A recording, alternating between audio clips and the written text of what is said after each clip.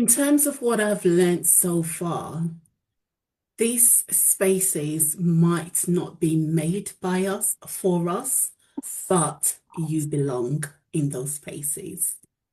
So I want Black women to show up, be their authentic self, and not to be afraid to take up space. And it took me a very long time to realize that and to start living that reality. And also, I want us to be comfortable with making others uncomfortable when the need arises, because there will be times when you do need to speak from your lived experiences, and it will make other people uncomfortable. Be comfortable with that. And don't be afraid to be the first Black woman in that boardroom. Be the first of many. And that's what I wish someone had told me. And I hope people will be able to learn from my experience and take those tips with them into the boardroom. Yeah, that's very, very good, very powerful advice. How do you read a boardroom? How do you kind of understand like the alliances, the agendas, and Mm, the unspoken power structures that are at play? yeah. For me, I read the boardroom by observing body language, tone of voice, how the chair communicates with everyone in the room, and how the chair manages the meeting. I observe the chair's communication with the CEO and other executives in the room. Do they create a psychological safe space for people to voice their opinions, to be truly transparent, and to respectfully challenge when the need arises? Or do they shut people down? Are they rude to people on the board? Do they lead by example? I want to see the human side of every member of the executive in the room in action. Are they firm when they need to? Are they open to challenges as well? It's always easy to challenge other people, but when it's been directed at you, are you open to it? Also, I read the boardroom by reviewing the terms of references for the board. I review the governance structure, the various committees, how those committees report and feed into the board. And if they are all in sync with each other, are they all working together or are they working in silo?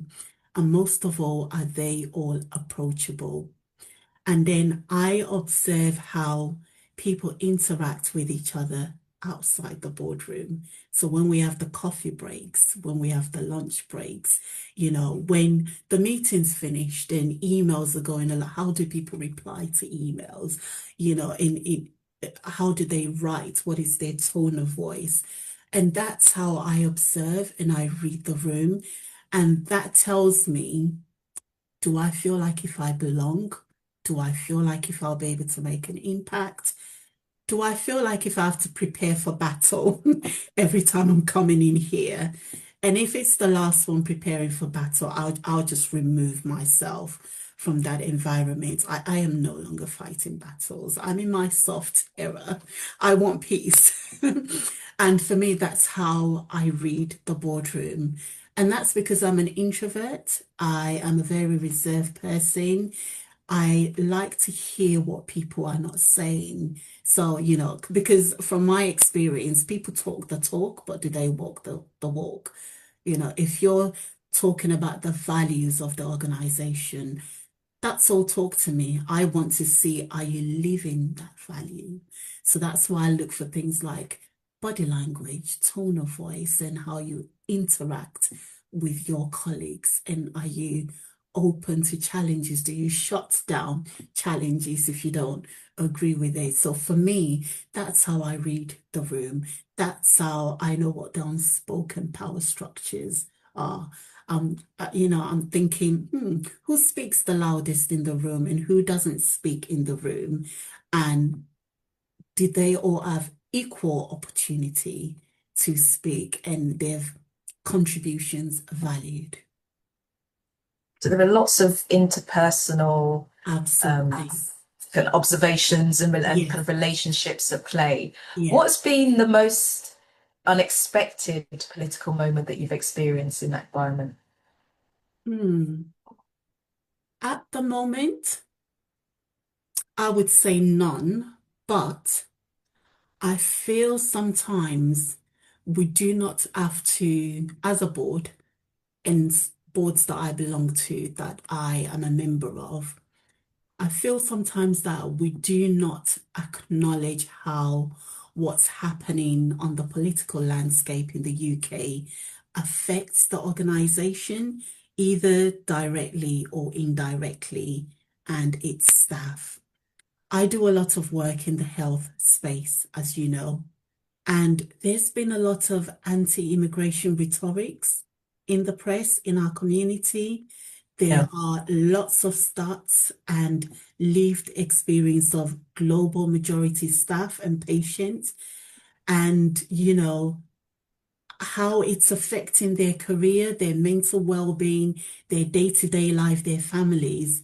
But it's like we don't want to know or don't know how to talk about it at board level. And that really does bother me. So it might not be a political issue within that organization, but what's happening outside is affecting the organization. And I feel boards for all health organizations in the UK, I can't speak for outside the UK.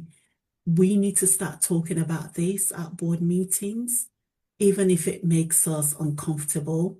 We need to start looking at how we can use our influence and authority to support and create some practical changes. I'm not talking about statements or pledges, all this needs to be backed by action because, yes, you've written a statement, yes, you've pledged, but members of staff are still facing racial abuse or physical abuse.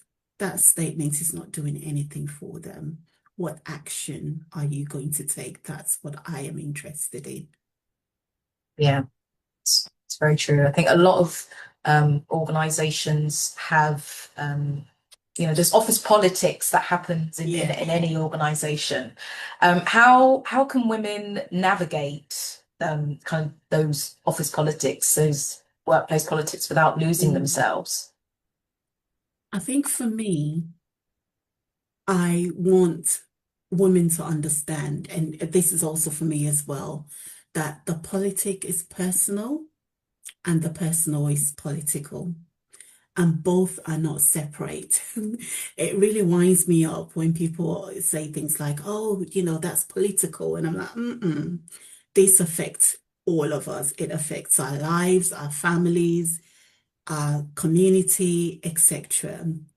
And I would say be aware of the political space, the political issues, the different political messages, and ask yourself why. Stick to your beliefs and don't be afraid to stand up for what you believe. Re don't be afraid to stand up for what you believe. And I did a bit of digging about women in political space, and I was very happy with what I read. Some things were also very concerning for me. And I'll quickly read them out. And it says firms with a higher representation of women on their boards often see better financial returns. And in politics, a 10% point increase in women's parliamentary representation is associated with a 0.7 percentage point increase in GDP growth. And we've been lied to saying that we do not belong in this space, but look at the benefit we bring, not just to ourselves, but to the whole society as a whole, and also to the financial and economic progress of the country.